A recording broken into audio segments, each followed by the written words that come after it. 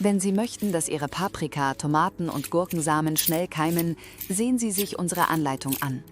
Wenn Sie nur diesen einen Tipp befolgen, werden Sie diese unglaubliche Methode immer wieder anwenden. Liebe Gärtner, wir freuen uns, dass Sie dabei sind und laden Sie ein, unseren Kanal zu abonnieren. Hier teilen wir ausschließlich bewährte Tipps aus der Praxis, ohne Chemie, ohne Komplikationen und ohne teure Präparate. Viele fragen sich, warum Samen langsam keimen, warum Jungpflanzen eingehen, krank werden oder sofort von Schädlingen befallen werden. Die Antwort ist einfach. Die Gesundheit der Pflanze beginnt bereits mit dem Samen. Wird der Samen nicht von Anfang an geschützt und vorbereitet, lassen sich Fehler später immer schwieriger korrigieren. Erfahrene Gärtner weltweit tun seit langem vor oder direkt nach der Aussaat etwas Bestimmtes. Es geht dabei nicht um Dünger, nicht um Pestizide und keine teuren Produkte aus dem Handel.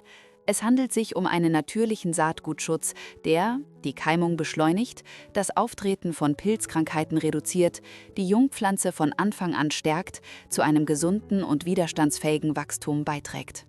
Diese Methode wird bei Paprika, Tomaten und Gurkensamen, aber auch bei vielen anderen Gemüsesorten angewendet. Sie ist besonders wichtig, wenn Sie das Saatgut selbst gewinnen oder in einer kälteren und feuchteren Jahreszeit pflanzen, da Krankheiten dann häufiger auftreten. Auf unserem Kanal betrachten wir immer das große Ganze. Gesunde Pflanzen bedeuten gesunde Früchte. Ein gesunder Garten bedeutet weniger Schädlinge und weniger Chemikalien bedeuten eine sicherere Umwelt für Bienen und den gesamten Garten. Wir würden uns freuen, wenn Sie uns in den Kommentaren mitteilen, aus welcher Stadt und welchem Land Sie unseren Kanal verfolgen. Vielen Dank dafür. Wir freuen uns sehr über den Zuwachs in unserer Community. Und nun zu dem, worauf Sie bis zum Schluss gewartet haben. Das Geheimnis liegt im Kamillentee. Kamillentee wirkt als natürliches Antiseptikum. Sie können es verwenden, um Samen vor der Aussaat zu besprühen, die Erde nach der Aussaat zu besprühen oder die Samen vor dem Einpflanzen leicht anzufeuchten. So reduzieren Sie das Krankheitsrisiko, fördern die Keimung und sorgen für ein gesundes Wachstum der Pflanzen, ganz ohne unnötige Probleme.